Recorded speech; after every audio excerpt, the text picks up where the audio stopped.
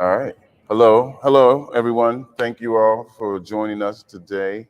We're here just to give you a little idea of who we are and what we're going to do. My name is Jeffrey Kent. I'm a Baltimore-based artist, also the co-founder and director of Connect+Collect, which is powered by BmoreArt magazine. Uh, and we're going to just have a loose conversation with Kim Rice and Cara Ober, who will introduce themselves. Yeah, so thanks for joining us today. We're excited to be at the first ever Baltimore Fine Art Print Fair. The shopping is pretty fantastic, so if you haven't had a chance to look around afterwards, make sure you check out all the booths and take home some prints. So my name's Cara Ober. I'm the founding director of BmoreArt magazine. And so we have a copy here, and there's actually a table over near the entrance, and we have complimentary copies sponsored by the print fair for patrons to take home. So I hope you take home, a copy today.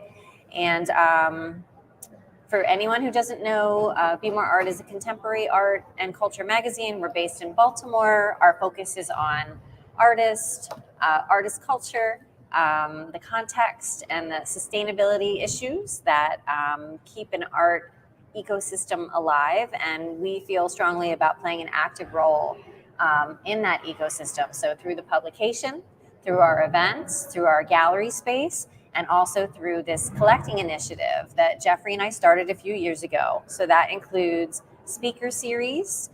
It also includes tours to different artist studios and all kinds of events. And we are looking forward to sort of reviving that program as COVID allows us to do so. So we are here with Kim Rice, who is one of our favorite artists and who agreed to do this talk with us.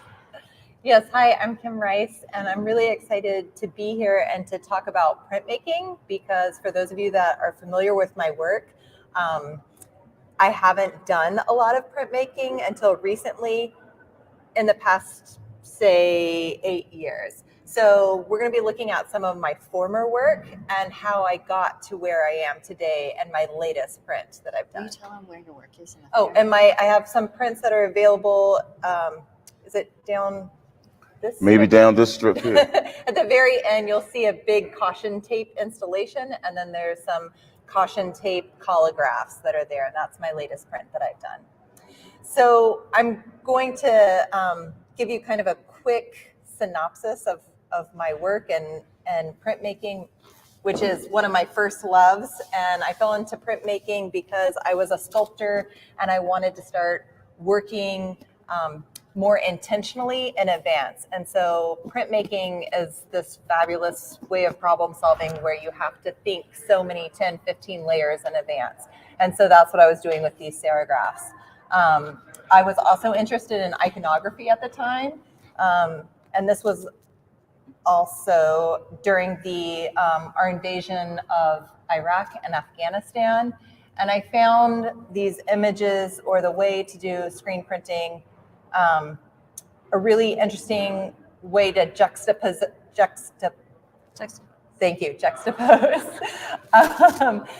photographs, news images, and also words and images from my childhood, and put them all together to create these pieces that are multi-layered. Can you explain what a serigraph is? Oh, yeah, definitely. So a serigraph is just a fancy word for screen print. Okay. And it's where you pull the ink through the screen and you have to have multiple layers. So I'm using one screen. All these are one screen, but then I'm screen filling them out every single time. So it's a reductive print, a reductive type of printmaking. Oh, well, hold on a second. Yeah. Stop for 1 second. I want to ask you about that. Because what I'm used to when I hear about screen printing is that people use multiple screens, but you're saying you're using one screen. Mm-hmm. Then you're filling in and adding. Yeah. Wow. So that's what all these were used with screen filler. And one of the reasons that I also took up screen printing as I wanted to be less messy, and I realized that I just like being messy, and that I would screen fill in ways to create these interesting textures and experiment with the materials. So fast forward, and I became a parent, and this is a collagraph and a serigraph, and then also mixed media on top of it. Okay, and a collagraph is? A collagraph is where you take, it's a little bit difficult to see on this, but on my last piece, you can see it's a texture. So you're actually pushing something through the press. For this, the brown area, it's a little difficult to see in the image, but those are bike tubes that I've cut out, glued down, and then push that through the press as a texture base.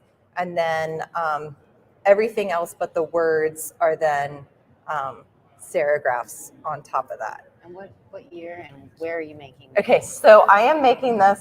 Cara asked a question. Oh, sorry. It was what year and just where? Like, what's the context for making these? Like, are you in school? You said you had to just become a parent, actually. Yes, so I'm working full time. I'm working a 40-hour work week. I have a baby, and I'm also an artist. And life is getting chaotic. And so these are like, the image is of cloth diapers, because I'm still a hippie trying to like do all the right things. And the back says, some days I just want to fill up a landfill with diapers. So it's getting out of control. It's feeling chaotic, and I'm not sleeping. And I'm taking photographs from my life. So this is mouse clickers and USB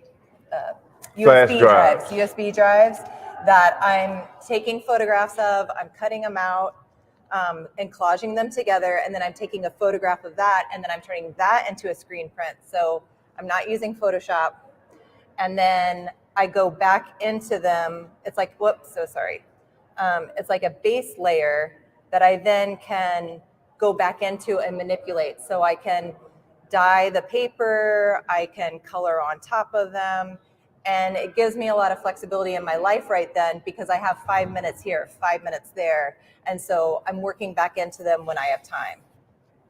So what kind of print were those? These are all serigraphs or screen prints, only the black part. So I'm just printing them black, I'm printing them quick, and then I'm going back in and dyeing the papers, drawing back into them, and manipulating them somehow. And are you doing the screen prints like yourself at home? Yes. Okay. So everything's down and dirty. Everything's, in the middle of the night or whenever I have time. And then I'm just using them as now like iterations of ideas.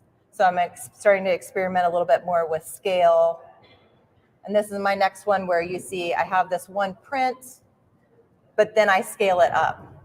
So this piece is my first, it's a poor image, but it's my first piece that's like 6 feet, where I'm taking multiples of the screen print, drawing and coloring back into them, and then creating this kind of mandala piece. And what is this image here? This is, at the time we were remodeling our home because we thought that would be a good idea too. And so it's my spouse wearing a respirator because we were taking out walls, and flowers from my backyard. So you took photographs of flowers from your backyard. Yeah. Took a photograph of my spouse, then took a photograph, put them all together in a collage type setup, took a photograph of that, turned that into a screen print, screen printed in black, and then went back in with watercolors. And then did it a few times to scale it up into these multiples to create this installation.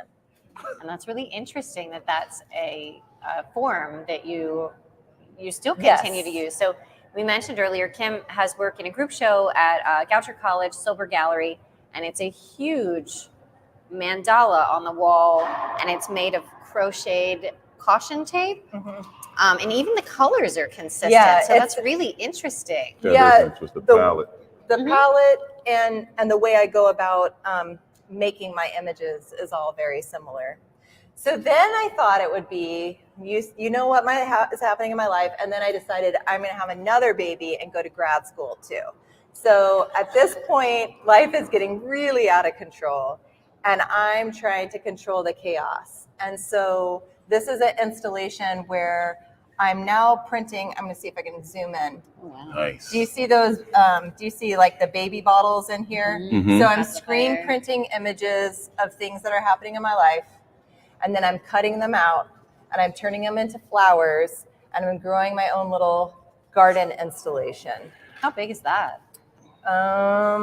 It's varied. This piece particularly is probably 7 by 4 by 5, maybe. But you can. The great thing about these flowers is that they can move. Speaking of moving, my cursor lost me. Come on. Oh, your computer's So not one of the things that interested. attracted me to Kim Rice's work when I first saw her work, and this is before seeing any print making, I believe, I don't think I've seen any of these. was the labor that she's a rigorous maker. Nothing she makes seems very easy to produce. And that is one of the main things that drew me to her as a maker. The curiosity to know a person that is this intense in making. Well, and I think we should also mention, so Jeffrey does a lot of different things, but another project that he does is he is the creative director at the Peel Museum in downtown Baltimore. And so they've just undergone a renovation, and they're actually having an open house on Sunday to see it's the oldest museum building in the country. It's a building that's right catty corner to our current city hall, but it was City Hall for a bit. It was the first colored school for children in Baltimore, but it was the first museum. Rembrandt Peale created it to show his own work. 1814. Short story long. Jeffrey has curated a number of exhibitions there, but Kim Rice was a huge project that they did right before the museum was closed for renovations. And I mean, just 20 feet long, installations of woven paper. Hand woven by one person. It's just incredible. So many different installations, so many interesting materials. So just that's sort of the context of the relationship. Yeah.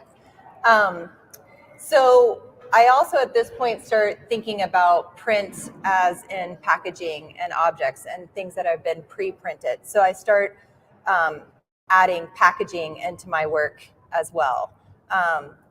So here, this is a woodcut relief called Liquid Life. And this is what we were living off of. We were living off of coffee and booze and Similac milk, and this is how our family of 4 was surviving. So I've been using printmaking not for the print itself, but then to manipulate it somehow. So these were a series of tree weavings that I did where I dug out the trees in my backyard that were taking over, and I brought them into the studio. So anything that was feeling too chaotic at home, I just took into my studio. So my trees were getting out of hand, I took them into the studio. You can see, I don't want to use my cursor because I'm worried but you can see here that same image of the Liquid Life going through. But I'm also starting to use fabric from my home. This is a screen print down here with hand-dyed paper, and this is t-shirts. So my laundry got out of hand, and so this was my coping mechanism. So this is another serigraph with packaging. My daughter at the time was really into soy sausage, and so we had those. And then these trees from my home. This piece is really large. It's probably 8 feet, but you can see the root system down here of the tree that I dug out. And then it has fabric and screen prints and wood cuts through it. So I'm using the print not as the print itself, but I'm using it as a material for something else. So can you pause for 1 second? Yeah, you want to go back to me? Yeah.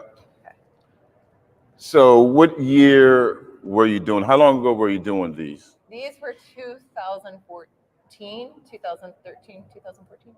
Okay.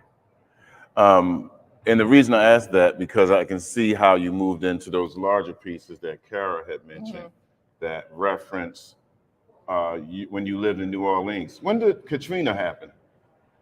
2000, well, no, 2000, 2006, 2000, I think it was 2006, and then I went back, and then I went, or 2004. 2004. Thank you, 2004. I'm really, really bad with numbers.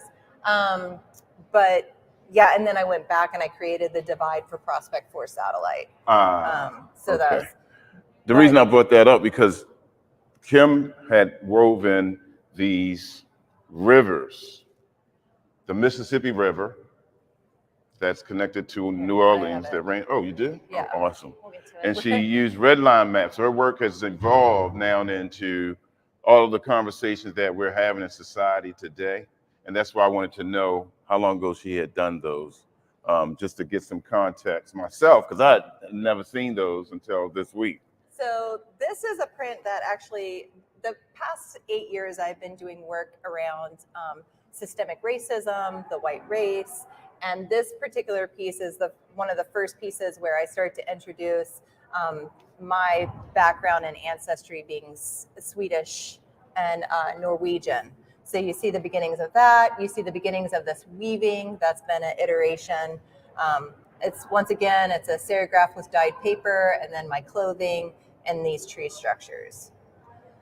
So this is when I get to my white issues series that started around 2014, 2015, and I'm working with print, but this time I'm working with print that exists in the world already. One of the things that I love about printmaking itself is that it's a democratic medium. It's a means to talk about production and mass information, and so the transition into magazines actually makes a lot of sense. What are these materials? And okay, so the she asked what these materials are. This is the magazine itself that I've hand woven using tiny needles because my fingers couldn't get that small. So I would weave with little needles into the back after I X-Acto cut out the cover of the magazine. This is white side. This is one of the pieces that they had been talking about earlier. It's roughly 20 feet by 11 feet. 11 feet by 20 feet. Yeah. With the weaving, that's actually double, so it's 40 by 22. This is a close-up Cara Ober photograph original. Oh, yeah. Okay. So you can see the magazines that have been woven. I actually used a printing press for this. We'll call it Sheen Calais. I took Tyvek. I had hand cut out all the images that I perceived to be white Eurocentric flesh. I adhered them to the Tyvek and I pushed them through a printing press. And then from there, I cut them all up into strips and wove them back together again. That's what I meant about rigorous. Labor intensive. Labor intensive. So this is the back side of the piece. It's the Tyvek side. So you still see the weaving, but it's referencing the institution itself, the walls of the gallery, going back and talking about some of these systems of racism and whiteness.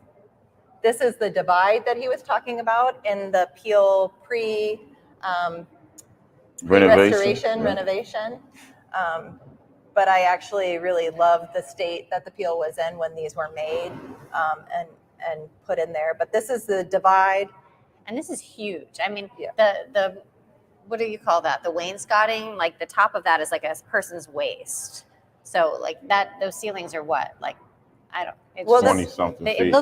It doesn't look as big as it looks in person. Like if you had a person in there. Yeah, the panels are 4 foot by 10 foot, and there's actually 14 of these. This shows 7 of them at 4 feet by 10 feet. Okay, and then what do the colors mean? So these, once again, I'm trying to relate it all back to printmaking. I'm still using the printed image.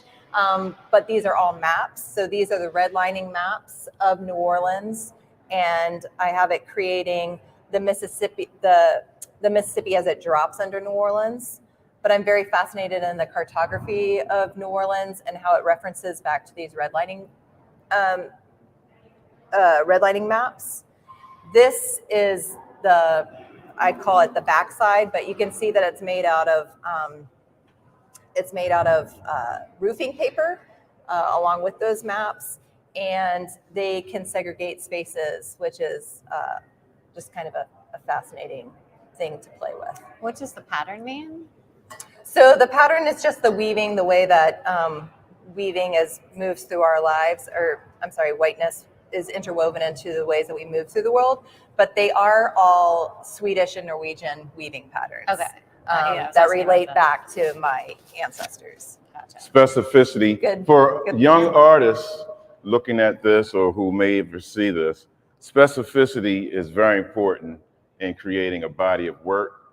And what I mean by that is being very specific in the materials that you select and the way that you are trying to convey the message that you may be wanting to convey. And that's one of the things. Another thing that I'm impressed with when I look at Kim Rice's artwork is that she's very specific in her selection of materials. Like, for instance, building materials relating to Katrina, and roofing materials and Tyvek and things like that are very specific. So I just wanted to point that out. Thank you. Yeah. So then we're moving into my caution series now, and my caution series is my most recent series. It's what I'm currently working on, and which you can see the collagraphs and the sculpture of caution tape that's here today. These are, once again, if you look at this 20-year expanse that I've given you in 7 minutes, the way that I'm creating this woven piece here is similar to what I was doing before with the serigraphs, where I'm taking photographs of myself. In this case, I'm taking a photograph of myself calling 911. Then I'm cutting them out and I'm moving them around into a collage, taking a photograph of that. But instead of turning it into a screen print, now I'm sending it off to a digital printer who prints it at 8 feet and then multiple times, and then I cut them all up and I weave them back together again. So this one too, you can't see the weaving very well, and I don't want to zoom in because I'm scared my cursor is going to freak out on me. But this is another one of these pieces, very large, where I've collaged and then woven back together these images. This is caution. It's crocheted caution tape. It's 9 feet. It's currently in a collector's private collection. Private collection in New York now. But there's, once again, I'm using the circle. I'm using the mandala. I'm using some sort of printed imaging and creating these pieces. This is Target. It's 11.5 feet. It's currently at Goucher College, made of caution tape and danger tape. And this piece leads me to this little guy. So this is the beginning of the collagraph. So I was the Yanofsky visiting artist for Goucher College for a couple of days. And part of that, we created this collagraph edition together. So I crocheted this and then glued it down onto the mat. And then we inked it up. These are some of the students and printmaking craftsman Ian Jackson overseeing it. He's incredible if you need a printmaker. And then we run it through the press. This is the black is the collagraph itself as it inked up and came through. And then I, of course, can't leave something alone. And so I went back in and hand painted the yellow into all of them. And this is the final piece of that. And it's called imprint, and I really like the metaphor of the collagraph itself, like this idea around safety and race and systemic racism and all the different ways in which these things are imprinted on us, whether we realize it or not. So anyways, that's Kim Rice for the past 20 years. So quickly, I want to just ask a quick question about, so Cara, I guess I would want to direct this to you. After running these to the press and then going back and painting on them individually, do they become unique pieces? In your opinion? Let's ask a printmaker. Are they each a unique piece? Yes. Oh, here we go. Okay, so a monotype. So there's not an edition for a monotype. Each one is a unique hand-done piece, but was there a limit to how much you could print with this This project? was an edition of 40. Okay. 39 plus the artist proof.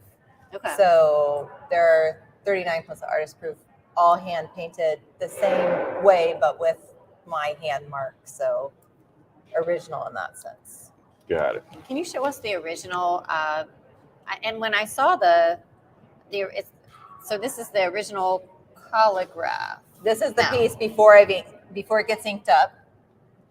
Here's a student inking it up, because we made it a whole. It's really amazing that party. anything can become a print plate. I mean, you can really make a print out of anything, onto anything. I mean, it is incredibly accessible. And I think, with the context of a print fair, talking about prints as like, I think so we published something earlier this week at BmoreArt.com, and Ann Schaefer, who's one of the curators here, said that a print fair is like the gateway drug into collecting. You know, it's affordable. There's multiples.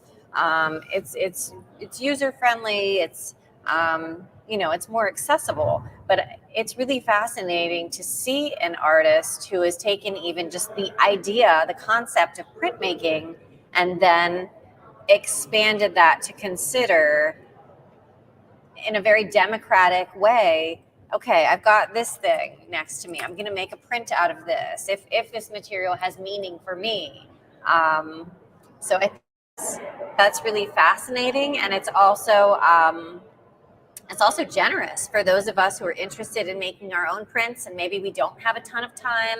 Maybe we don't have access to a master printer to help us, and I'm also curious about that. Like at Goucher, so they had this master printer from Inkspot Press. Mm-hmm. And what was that process like? Like, how did you get what you wanted out of it, and explain that to other people? First of all, if you ever need a printer, if you're not a printmaker and need a printer, I highly recommend Ian Jackson. He's amazing. Ian Jackson.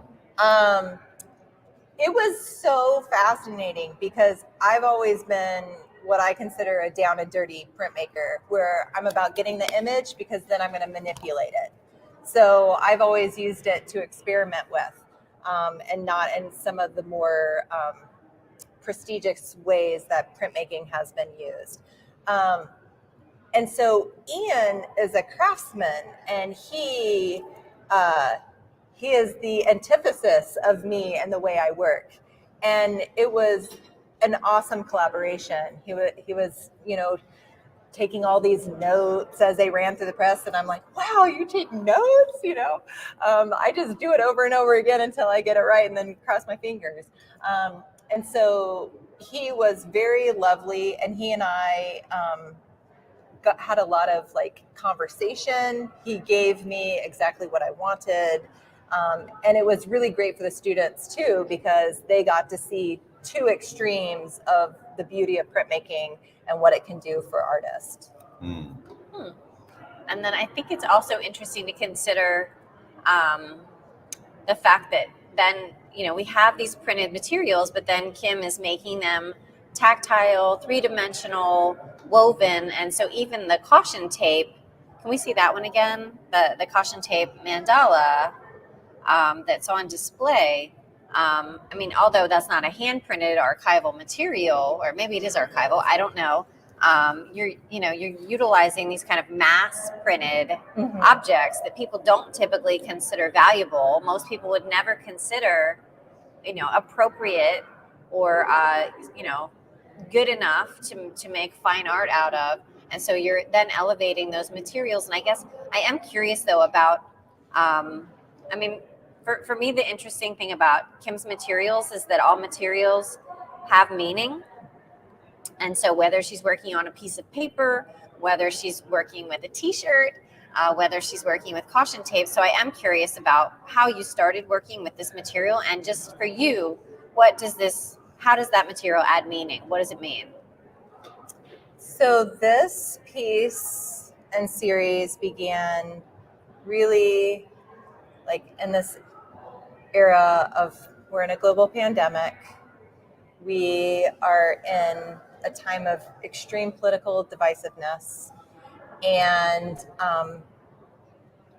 George Floyd was murdered, and I was writing out COVID in the north woods of Wisconsin with my family, and because my kids were online. So we're in a very isolated location, and I'm getting all this information from the news, and this became very much like, more so than my other pieces, having all these, if you're familiar with my work, I reference a lot of books, I reference a lot of historical doctrines. There's all these meanings behind it. This was more of an intuitive, emotional response to what was happening, and a need to pour myself into something. So I just sat there and crocheted, and the thought going in my head was like, who is safe from whom? Who should be feared? What does safety mean? Like all these different ideas. And I had family that felt differently than me about the National Guard, about the uprisings, and the importance of that. And so this idea of who is safe from whom really resonated with me, and that's where this idea of caution and safety came from, and I started using this tape.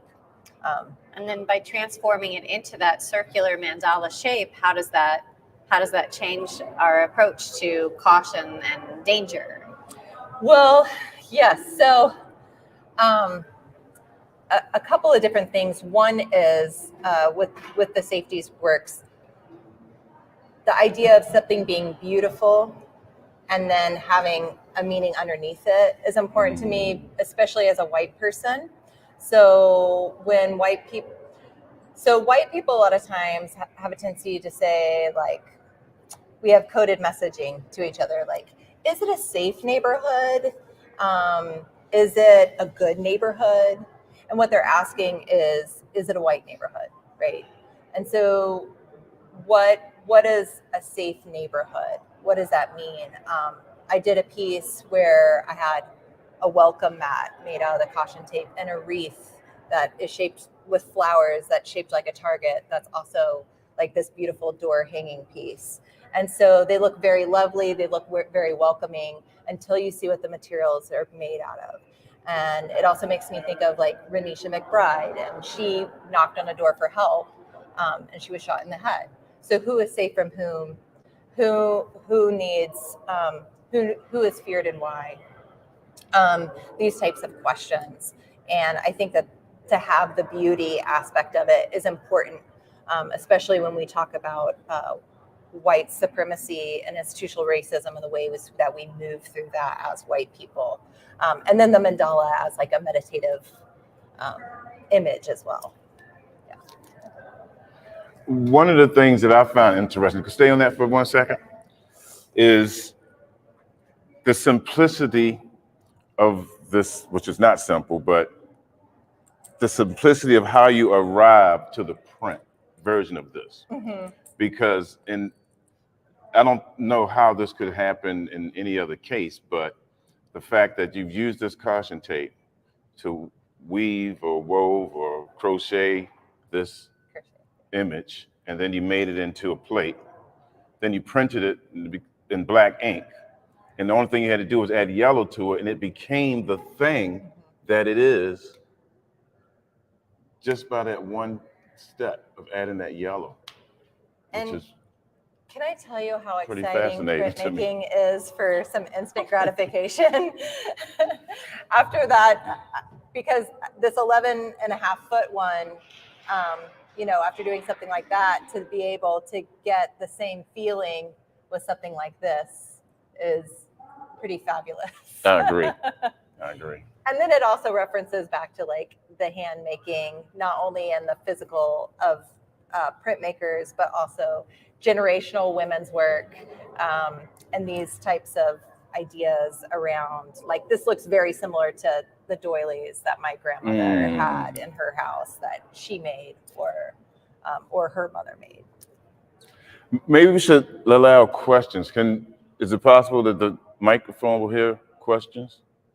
If you have any, or we can repeat the question maybe. Anyone have any questions? I have a question. Okay. How long did the big mandala, the caution one, take roughly to make? So we have a question of how long did it take to make the big caution tape? I've stopped doing hours. I'd say about 3 months. What I found is, as I've gotten older, I have really bad tendonitis, imagine that. And so I found that if I have multiple projects going at once that can use my wrist differently, I do better. So by working on the caution, that mandala, I was simultaneously ironing and fusing caution tape together for another, and then hand stitching it on another thing because I'm using my wrist differently. So would the time frame be different? Possibly, if I was working solely on one thing at a time, but it's labor intensive. And the caution tape is a one-off. I mean, that's a unique piece. The big Yes. one. Yeah. Whereas this, you can have multiple. Well, and once again, like with print fairs and collecting, that's another great thing because this is way more, what's the word? Accessible, cost effective, and can fit into your home. Not everybody has 12-foot ceilings, so. That's for sure. We had a question here. So, like, in your early work, screen printing, when you talk about like the reduction, how did that kind of work with the exposure? Like, did you kind of redo the whole screen every time? No, it was reduction. So there's a question about the process of the reduction prints.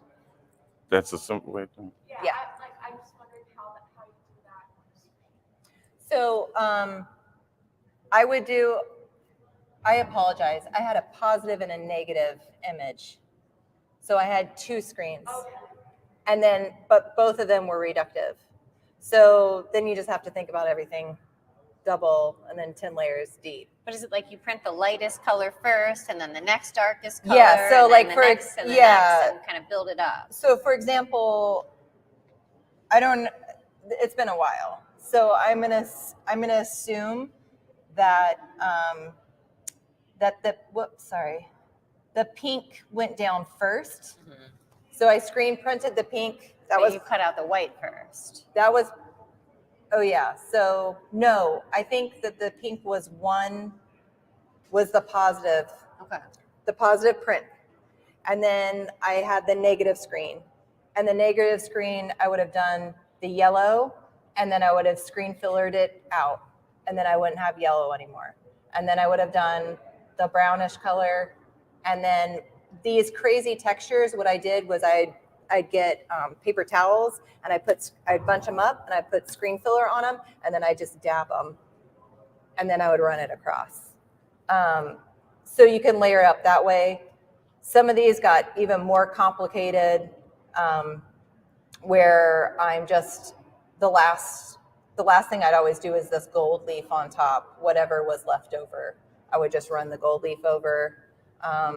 But some of these white spaces would be screen filled out at the very beginning and not used again. And then I do things like this was a drawing of mine from like high school or something. And then these are my jeans that were cut up and sewn back together. And then these are images from the news.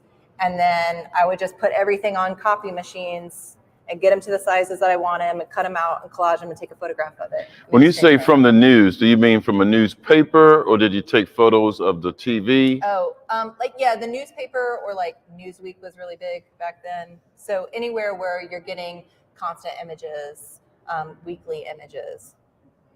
And I was going to say, if you've had a chance to walk around the print fair, there's a series of really large prints in the Catalyst booth. Yes. That it's two artists who collaborated. Maybe they're one, no.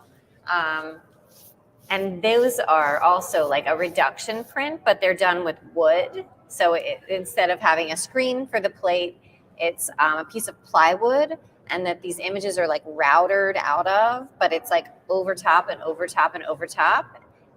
So just like once you understand that process, it's really cool to see, and it's really cool to see it, and they're huge, but really interesting to see how when you're doing that process and your plate is metal versus silk versus wood, that really looks different, but it also means something different too.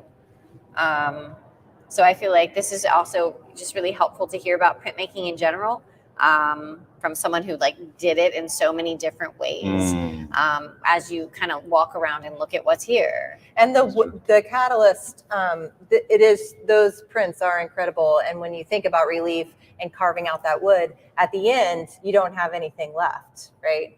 So it's when it's done, it's done. And the same is true, you know, if you're screening out, well, maybe a little less so. I guess you could break down your screen if you needed to. Sometimes when my screen would get so bad, then I would cut out the screen and cut up the screen, and then use a screen in some of my sculptures as well. So everything kind of holds their own stories and can be used as materials. Also, some of these are available in one print at Catalyst in the flat file. So some of the ones, I think all of these older works, there's one available of each of those at Catalyst. Also, a thing we may not have mentioned clearly is Kim Rice is a Baltimore-based artist, and her studio is at School 33, which is in South Baltimore on Light Street. And I'm sure you could contact her through her website or through her IG and schedule a studio visit or whatever, or ask her any questions. She's approachable artist. So I just wanted to make sure I got that out there too. Thank you. And where did you study? Like, where did you? I actually studied at the University of Oklahoma. So I got my MFA, my BFA in sculpture, and then my MFA later in life in printmaking. And I ended up doing all the things. Question? First of all, do your days have 48 hours? Second of all, Yes. I mean, I'm sitting here like, as an older person having juggled things, I don't think I could possibly ever have juggled as much as you seem to have done in a day. I'm fascinated because I see the progression. I mean, your work is really women's art.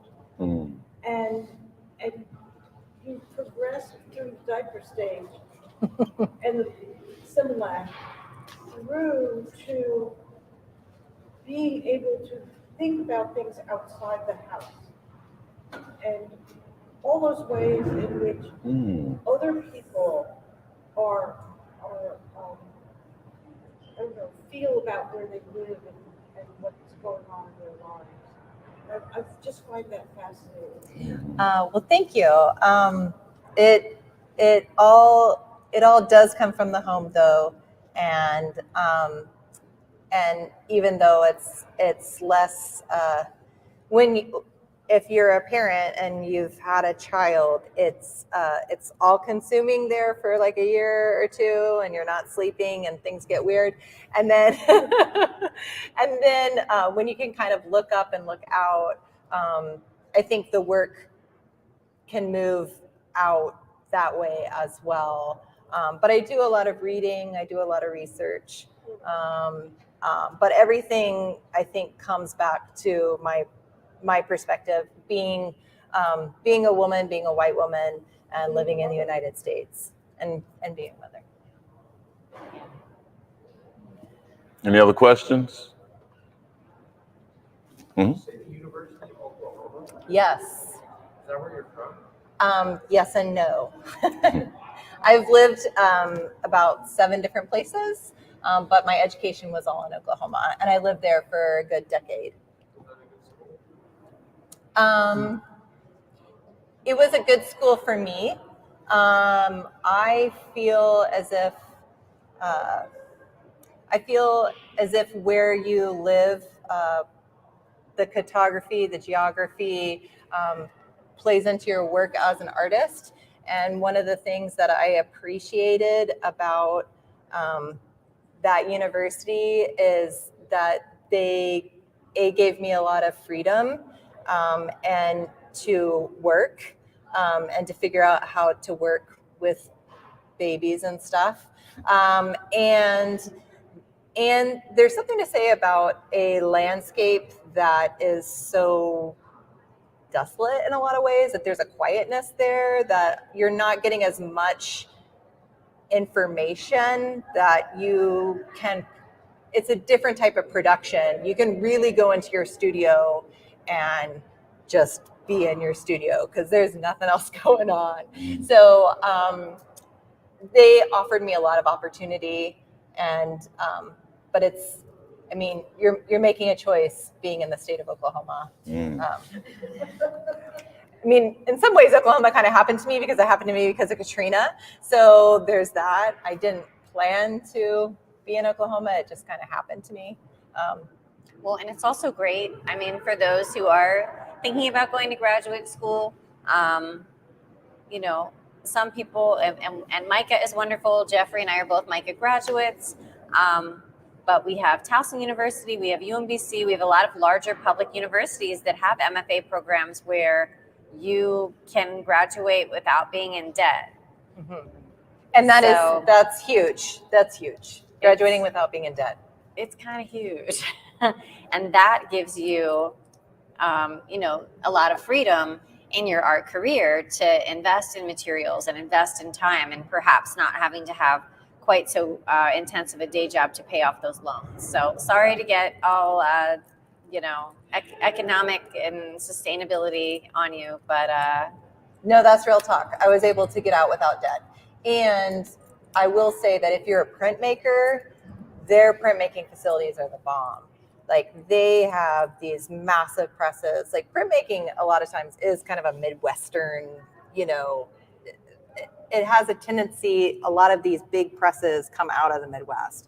And so I don't really know what that's about, but yeah, they have beautiful spaces. So if you're a printmaker, they have a rocking department, and there's an artist there, Marwin Begay, who's from the Navajo tribe. I'm gonna do a little shout out, who does incredible work. And yeah, check out OU. All right. all right. I think that's our time. Yeah, thank you guys.